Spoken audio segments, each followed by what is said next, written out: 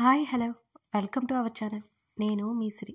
ఈరోజు మనం చెప్పుకోబోయే కథ మిస్సెస్ అగస్త్య పార్ట్ 28. కథలోకి వెళ్లే ముందు వీడియోని లైక్ చేసి హైప్ చేయడం మిస్ చేయకండి ఫ్రెండ్స్. ఇక వచ్చేయండి. క్రిష్, నాకెందుకో భయంగా ఉంది. మీ అన్నయ్య వాయిస్ విన్నావా? చాలా డల్గా అనిపించింది అని భయంగానే అన్నాను. భయపడకు, ఏముండదు. అన్నయ్య సేఫ్గానే ఉన్నాడు కదా, అందుకే మనతో కాల్ మాట్లాడాడు. ఇంకేదో రీజన్ అయి ఉంటుంది అని నాకు ధైర్యం చెప్పబోయాడు క్రిష్. తనకేమీ కాకూడదని దేవుని తెగ వేడుకున్నాను. ఎందుకో నా గుండె ఫాస్ట్గా ఫాస్ట్గా కొట్టుకుంటుంది. కాసేపటికి ఆ సిటీ హాస్పిటల్ ముందు ఆగి లోపలికి పరిగెత్తామిద్దరం. ఖచ్చితంగా ఏదో జరిగిందిరా అన్నాను క్రిష్ చేతిని గట్టిగా పట్టుకొని. ప్లీజ్ భయపడుకో అన్నాను కదా. ఒకసారి అన్నయ్యకి కాల్ చేస్తాను, ఎక్కడ ఉన్నాడో అని నాతో చెప్పి పాకెట్లో నుండి ఫోన్ బయటకు తీసి అగస్త్య నెంబర్కి డయల్ చేశాడు క్రిష్. తను ఏం చెప్పాడో ఏమో కానీ చేతిని పట్టుకుని 3rd ఫ్లోర్కి తీసుకువెళ్ళిపోయాడు క్రిష్. 3rd ఫ్లోర్లో లాస్ట్ రూమ్ దగ్గరికి వెళ్ళాం. బయట విజయ్ కనిపించాడు. క్రిష్ని వదిలి పరిగెత్తుకుంటూ విజయ్ దగ్గరికి వెళ్ళి, విజయ్ సర్ ఎక్కడా? మీరెందుకు ఇక్కడ ఉన్నారు అని అడిగాను కంగారు పుడుతుంటే నాకు. లోపల ఉన్నారు మేడం అని చెప్పాడు విజయ్. వెంటనే డోర్ తీసి లోపలికి పరిగెత్తాను. విజయ్ చెప్తున్నా వినకుండా నేను. అగస్త్య బెడ్ మీద కూర్చుని కనిపించాడు. పరుగున తన దగ్గరికి వెళ్ళాను. ఏమైంది నీకు? బాగానే ఉందా?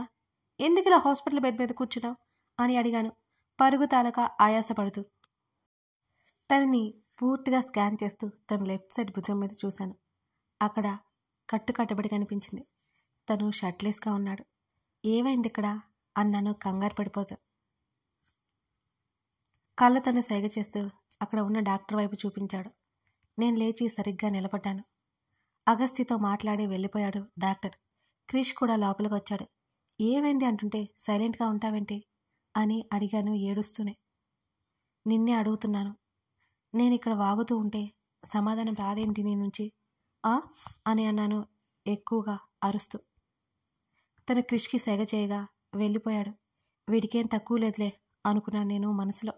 ఏం మాట్లాడకుండా నన్ను చూస్తున్న నా చేతిని తీసుకుని ముద్దు పెట్టుకున్నాడు అగస్త్య. దెబ్బ తగిలింది నీ చేతికి, నీ బ్రెయిన్కి కాదు అన్నాను కళ్ళు తుడుచుకుంటూ కోపంగా. ఆ మాటకి చిన్నగా నవ్వుతూ నా మెడ కిందగా చేతిని పోనిచ్చి బొటన వేలితో నా కన్నీళ్లు తుడుస్తున్నాడు తను. వెంటనే తనని హత్తుకుని తన మెడ దగ్గర ముఖం పెట్టి కరుచుకుపోయాను నేను బాగానే ఉన్నాను అని అన్నాడు మెల్లిగా నా చుట్టూ ఒక చేతిని మాత్రమే వేసి.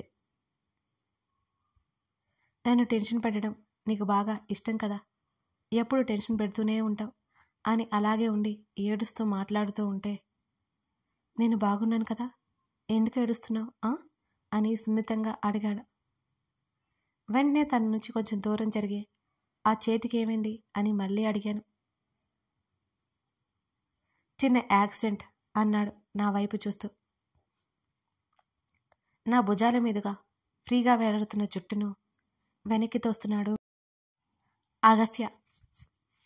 తన చేతి మీద ఒక్కటిచ్చి, నేను పిచ్చిదానిలా కనబడుతున్నాను నీకు, యాక్సిడెంట్ అయితే ఈ ఒక్కచోట మాత్రమే అంటూ తన భుజం దగ్గర చూపిస్తూ, ఎక్కడ మాత్రమే దెబ్బ తగులుతుందా? దెబ్బ తగిలినట్టు కూడా అనిపించడం లేదు అని అన్నాను తన హృదయం మీద వాలిపోయి ఆ లెఫ్ట్ భుజాన్ని చూపిస్తూ. యాక్సిడెంట్ అంటే కారు యాక్సిడెంట్ కాదు అని అన్నాడు నా తలని నెమ్మదిగా నిమురుతూ. నేను అడిగిన దానికి దేనికి తిన్నగా సమాధానం చెప్పావు కదా నువ్వు అని గట్టిగా అరిచేశాను తన మీద. గట్టిగా అరగవకు, నన్నేం చేస్తాను అని డాక్టర్స్ అందరూ పరుగున వస్తారు నీ మీదకి అని నవ్వాడు అగస్త్య. పిచ్చి లేపకు బాబు నాకు. నీరసంగా తన మేలా వాలిపోయాను. నా చుట్టూ చెయ్యేశాడు గట్టిగా హత్తుకుంటూ. డేవిడ్ గారిని పోలీసులకు పట్టించే క్రమంలో బుల్లెట్ తగిలింది అని చావు కబురు చల్లగా చెప్పాడు అగస్త్య. ఉలిక్కిపడి చూశాను తన వైపు. ఒక క్షణం నా గుండె ఆగి కొట్టుకుంది. పొరపాటున అది ఇంకా ఎక్కడైనా తగిలితే, అమ్మో ఆ ఊహకే బాబాయ్, ఊహించుకోవడానికే నాకు భయంగా ఉంది. అసలు ఎందుకు అలాంటి వాళ్ళకి ఎదురు వెళ్తున్నావు? ఇచ్చేయచ్చు కదా నన్ను, ఆ ఆఫీస్ని, ఆ ప్లేస్ని అని అన్నాను నేను. అది నా కష్టార్జితం, ఎలా ఇవ్వను అని అడిగాడు అగస్త్య.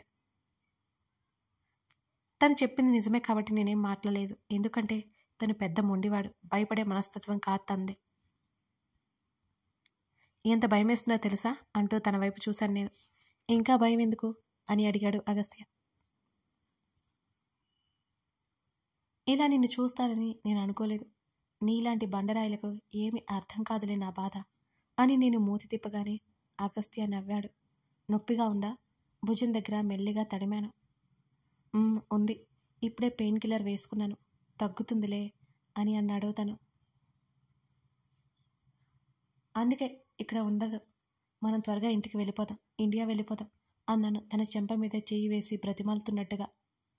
వెళ్దాం, యాక్చువల్లీ ఇంకో 4 గంటల్లో ఫ్లైట్, బట్ జర్నీ చేయలేను, 2 days ఆగాలి అని అన్నాడు తను. అని తన మెడ వంపులో ముఖం దాచి చెప్పాను. క్రిష్ వస్తాడు ఇకలే అంటుంటే వస్తే రాని అన్నాను తన మెడ వంపులో చిరుముద్ద ఇచ్చి. ఏయ్ మెంటల్, నేను ఉన్న సిచ్యువేషన్ ఏంటి, నువ్వు చేస్తున్న పని ఏంటి అని అన్నాడు నా చుట్టూ చేతిని ఇంకాస్త బిగిస్తూ. నేనేం చేశాను? మూతు ముడిచి ముద్దుగా అడిగాడు. టెంప్ చేయకుండా లే ముందు అని అన్నాడు నా చుట్టూ చేతిని లూజ్ చేస్తూ. ఇంకా తనకి కరుచుకుపోయాను నేను. హత్తుకుంటే నీ సొమ్మేం పోతులే, నాకు చాలా భయం వేస్తుంది, అర్థం చేసుకోవేంటి నువ్వు అని తన మెడ చుట్టూ చేతులు వేసి అలాగే హత్తుకుంటూ అడిగాను. తింగరి అన్నాడు నా తల మీద చిన్నగా తట్టి అగస్త్య. అవును, నీ తింగరినే అని అన్నాను నేను. లోపలికి రావచ్చా? క్రిష్ డోర్ బద్దలు కొడుతున్నాడు బయట నుంచి. అలకగా ముఖం పెట్టి తన నుంచి దూరం జరిగాను. నా చెంపల మీద ఉన్న కన్నీటి చారలు తుడిచాడు. రారా అని అగస్త్య పిలిచాడు. క్రిష్ లోపలికొచ్చి ఏమైందన్నయ్య అసలు, ఎలా జరిగింది అని తనకు మరోవైపు కూర్చొని అడుగుతున్నాడు. జరిగింది మొత్తం వివరించాడు. ఆ వివరణ ఏంటి అనగా, డేవిడ్ అనే వ్యక్తి అగస్త్య ఇద్దరు మాట్లాడుకుని ప్రాబ్లం సాల్వ్ చేసుకోవాలి అనుకున్నారు. అగస్త్య కష్టపడి కొని కట్టించిన ఆఫీస్ని లాక్కోవాలని చూశాడు డేవిడ్. దానికి మా రావణ్ తగ్గకుండా డేవిడ్ని సైలెంట్గా మీట్కి పిలిచి పోలీసులకు పట్టించాడు. అక్కడ జరిగిన ఫైట్లో డేవిడ్ కాల్చిన బుల్లెట్ నా ప్రవరాకిడి భుజానికి తగిలింది. వెంటనే ఆ డేవిడ్ని పోలీసులు పట్టేసుకున్నారు. నేను వదలను అని మా రావణ్ వైపు చూసి శపథాలు చేసి వెళ్ళిపోయాడు. ఈ దిక్కుమల్ల సంతంతా మాకే ఎందుకు తగులుతారు, నాకైతే అర్థం కాదు. క్రిష్, ఇప్పుడు మీ అన్నయ్య పేషెంట్, వెళ్ళి జ్యూస్ తీసుకురాపో అని అన్నాను నేను. వాళ్ళ మాటలు డిస్టర్బ్ చేశాననుకుంటూ నా వైపు వింత ఎక్స్ప్రెస్ని ఇచ్చారు. ఏంటి చూస్తున్నా, వెళ్ళు అన్నాను కాస్త గట్టిగానే. పిచ్చి ముఖం వేసుకుని వెళ్ళిపోయాడు క్రిష్. నా చేతిని పట్టుకుని లాగి పక్కన కూర్చోబెట్టుకుని, నీ స్క్రూ ఏమైనా లూజ్ అయిందా? లూజు అని అన్నాడు నవ్వుతూ. కప్పల నోరు తెరిచి చూశాను నేను తన వైపు. నేను లూజా అని పలునూరుతూ అడిగాను. ఎస్ అన్నాడు పొగరుబాబు. నిజంగానే వీడికి చాలా పొగరు ఉంది అని లోపల తిట్టుకుంటుంటే, తిట్టుకోకు అన్నాడు నవ్వుతూ. నీ మీద చాలా కోపం వస్తుంది అని పళ్ళు బిగించి చూశాను. ఎందుకు అని నా ముక్కు మీద వేలితో రాశాడు అగస్త్య. ఎందుకా? నా గురించి కొంచెం కూడా ఆలోచించకుండా అడ్డమైన వాళ్ళతో మీట్లు పెట్టుకున్నందుకు. అసలు నేనంటే నీకు ప్రేమ లేదు, ఐ హేట్ యూ అని ముక్కు చీదాడు. వింత ఎక్స్ప్రెషన్ ఇచ్చి నా వైపు చూశాడు మిస్టర్ ప్రవరాకిడు అలియాస్ ఈ రావణుడు. ఏయ్ తింగర్దానా, ఏం మాట్లాడుతున్నావు అని అన్నాడు అదోలా చూస్తూ. ఆ రోజు మార్నింగ్ నేను అడిగాను కదా, నా మీద కోపం తెచ్చుకున్నావు. నేను ఐ హేట్ యూ చెప్పినా నన్ను పట్టించుకోకుండా వెళ్ళిపోయావు నువ్వు అని అన్నాను. ఎప్పుడు ఇలాగే తిక్కగా వాగుతావేంటి? సందర్భానుసారం మాట్లాడడం అసలు రాదు కదా నీకు? ఎప్పుడో మార్నింగ్ జరిగింది, ఇప్పుడు చెప్తున్నావా అని చిరాగ్గా ముఖం పెట్టి నా వైపు చూశాడు అగస్త్య. నేను ఇంకా అది మర్చిపోలేదు అని గట్టిగా చెప్పాను. నేను మెంటల్ హాస్పిటల్లో జాయిన్ చేయాలని, అప్పుడే నీ తిక్క కుదురుతుంది, సరిగ్గా సెట్ అవుతుంది అనగానే కోరికేశాను తన చేతిని. నిజంగానే తిక్కా నీకు? అదోలా ముఖం పెట్టుకున్నాడు. ఇప్పుడు నువ్వు పేషెంట్వి, నా మాటని ఖచ్చితంగా వినాలి, సైలెంట్గా కూర్చో లేకపోతే అంటూ నడుం మీద 2 చేతులు పెట్టుకుని బెదిరిస్తుంటే, ఆ చేతిని పట్టుకుని మీదకు లాక్కుని మరొక చేతితో చుట్టేశాడు. ఇది హాస్పిటల్ అని మర్చిపోయావా? వదులు వదులు అని గింజుకుంటున్నాను నేను. బండ సచ్చినోడు ఎంత గట్టిగా పట్టేసుకున్నాడు అని మాత్రం పైకి అనలేదు కానీ లోపల కొనుక్కున్నాను. ఏంటి ఎక్కువ చేస్తున్నావా? నేను పేషెంటా అని కళ్ళెగరేస్తూ అడిగాడు. మొన్న నన్ను కూడా ఇలాగే కదా నువ్వన్నావు. నేను నోరు మూసుకుని కూర్చున్నాను కదా, ఇప్పుడు నువ్వు కూడా కూర్చో అంటూ నా మాటలు మధ్యలోనే ఆపేశాను, తను చూసిన చూపులకి తడబడుతూ. పాము పడగలా నిలబడి ఉన్న నా తలని చటుక్కున తన మీదకి లాక్కున్నాడు. నా తలని గట్టిగా పట్టేసుకున్నాడు, నేను మళ్ళీ లేవకుండా. రాక్షసుడా, ఏం చేస్తున్నావు? నన్ను లేవనివ్వట్లేదని గట్టిగా అరిచాను నేను. ఏయ్ అరవకు, అనవసరంగా తీసుకురమ్మని చెప్పాను నిన్ను. కాసేపైనా నీ నోటికి రెస్ట్ ఇవ్వవా? నేను ఉన్న పొజిషన్ ఏంటి, నువ్వు వాగే వాగుడేంటి? ఇలాంటి పొజిషన్లో ఉంటే ఎవరైనా ప్రేమతో 4 ముద్దులు పెడతారు. నువ్వేం చేస్తున్నావు తింగరి? ఇప్పుడు దాకా ఏడ్చావు, ఇప్పుడేమో నా మీద గయ్యి గయ్యమని అరుస్తున్నావు అన్నాడు నా మెడ మీద చేతిని లూజ్ చేస్తూ. నేను నీకు పర్ఫెక్ట్ కాదు, ఆ విషయం నాకు కూడా తెలుసులే, నువ్వేం గుర్తు చేయని అవసరం లేదు అని ఏడ్చేశాను.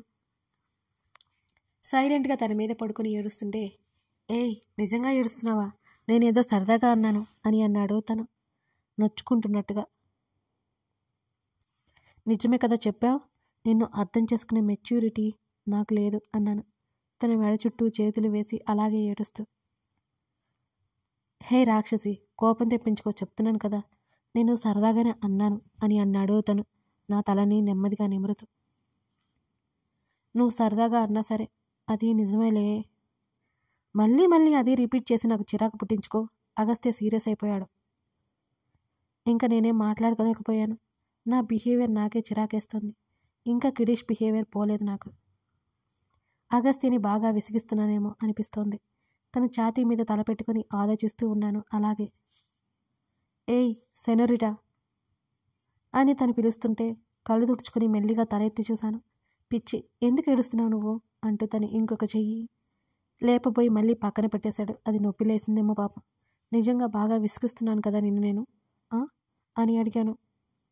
ఎవరన్నారు? నేనేంటో ఇలా అర్థం పర్థం లేకుండా మాట్లాడుతూ అర్థం లేకుండా ప్రవర్తిస్తూ బాగా విసిగిస్తున్నాను నిన్ను. ఈ విషయం నాకు బాగా అర్థమవుతుందిలే. అసలు నీకు నేను పర్ఫెక్ట్ వైఫ్ని అవుతానా అని అడిగాను నేను. మెంటల్, నీ మాటలు లేకపోతే నాకు అసలు రోజు గడుస్తుందా?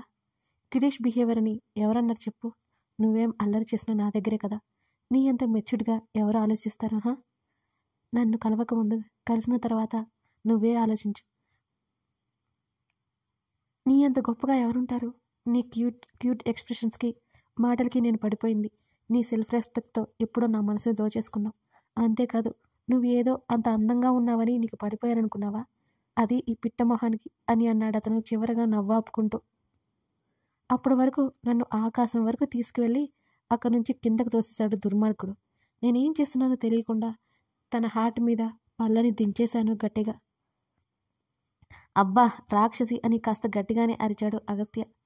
నిజంగా నేనంటే అంత ఇష్టమా నీకో అని అడిగాను. ఆ తర్వాత మెల్లిగా నా నుదుటి మీద ముద్దు పెట్టాడు. తన సమాధానం అర్థమై తన ముఖం మీద ముద్దుల వర్షం గుప్పించాను నేను. ఐ లవ్ యూ రావణ్ అంటూ నేనే చొరవ తీసుకుని తన పెదవుల మీద ముద్దు పెట్టేసుకున్నాను, నా ప్రేమని దాచలేక. తను ఊరుకుంటాడా? అస్సలు ఊరుకోలేదు. నన్ను ఏదో లోకానికి తీసుకెళ్లేలా ముద్దుని కొనసాగించాడు తను. ముద్దు మధురంగా సాగించి నన్ను వదిలాక తన మెడవంపులో ముఖం దాచేశాను నేను. బేబీ ఇంకలే అని తను అంటుంటే, చెయ్యి నొప్పిగా ఉందా అని అడిగాను.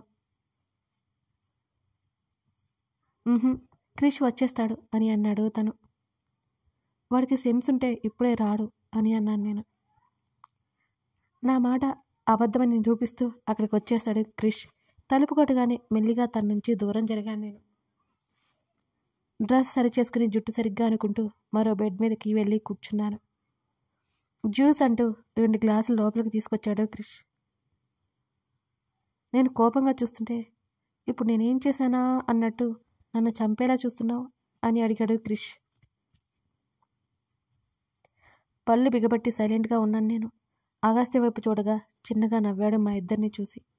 అన్నయ్య, ఈ తిక్కు వదిన మనకు అవసరమా అని అన్నాడు క్రిష్ ఓరగా మమ్మల్నే చూస్తూ ఓవర్ యాక్షన్ చేస్తూ.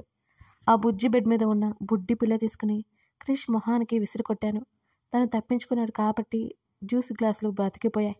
వామ్మో, నన్ను చంపేలా ఉందన్నయ్య, నువ్వే కాపాడు అంటూ అగస్త్య పక్కకి వెళ్ళిపోయాడు క్రిష్. నాకు ఇరిటేషన్ తెప్పించుకో క్రిష్.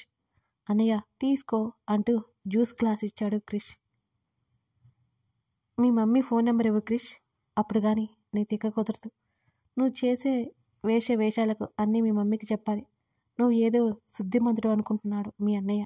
ఫారిన్లో గర్ల్ ఫ్రెండ్, ఇండియాలో గర్ల్ ఫ్రెండ్, ఇంకా ఎక్కడైనా ఉన్నారా? ఉంటే ఉంటారులే, మొత్తం చిట్టా అంతా మీ మమ్మీ ముందు బయట పెడతాను అని కోపంగా అన్నాను నేను. మా మమ్మీకి నువ్వు చెప్పలేవు కదా అని అన్నాడు క్రిష్ నవ్వుతూ. ఎందుకు చెప్పలేను?